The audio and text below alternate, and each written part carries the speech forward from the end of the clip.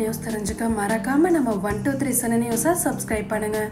இந்த நியூஸ் உங்களுக்கு பிடிச்சிருந்தா லைக் பண்ணுங்க, ஷேர் பண்ணுங்க, பிடிக்கலைன்னா கமெண்ட் பண்ணுங்க.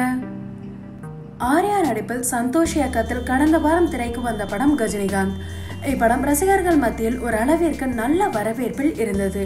படமும் சுமாராக இருக்க ஒரு அளவிற்கு ஹிட் அடிக்கும் என்று எதிர்பார்த்தார்கள். ஆனால் 2 நாட்கள் முடிவில் இப்படம் 4 கோடி தான் வசூல் செய்துள்ளதாம்.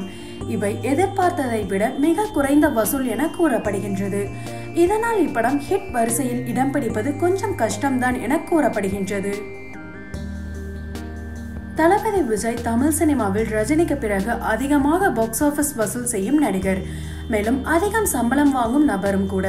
இந்நிலையில் விஜய் தன் அடுத்த படத்திற்கு 50 கோடி சம்பளம் வாங்கினாலும் ஆச்சரியமில்லை என கூறப்படுகின்றது. இந்நிலையில் விஜயிடம் ரோல்ஸ் ராய்ஸ், BMW, Audi போன்ற விலை உயர்ந்த கார்கள் எல்லாம் உள்ளதாம். இந்த கார்களின் விலை மட்டுமே 4 கோடியை தாண்டும் என கூறப்படுகின்றது. மேலும் அட்லி, விஜய் இருவரும் இணைந்து தெரி, மெர்சல் என 2 ஹிட் படங்களை கொடுத்து விட்டனர். கடந்த வருடம் வெளியான மெர்சல் படம் இப்போது பல விருதுகள் விழாக்களிலும் திரையிடப்பட்டு வருகிறது. சர்க்கார் படத்தை தொடர்ந்து விஜய் மீண்டும் அட்லியுடன் இணைவது நமக்கு தெரிந்த விஷயம்தான். ஏஜிஎஸ் நிறுவனம் தயாரிக்கும் இப்படத்தில் நடிக்கும் ஹீரோயின் குறித்து தற்போது ஒரு தகவல் வந்துள்ளது. அதாவது பாலிவுட் சினிமாவின் பிரபல ஹீரோயினான கைரா அத்வானி இப்படத்தில் விஜய்க்கு ஜோடியாக நடிக்க இருப்பதாக கூறப்படுகின்றது. இவர் இதற்கு முன் MS தோனி படத்திலும் மகேஷ் பாபு நடித்த பரத் இணை நேனு படத்திலும் நடித்துள்ளார்.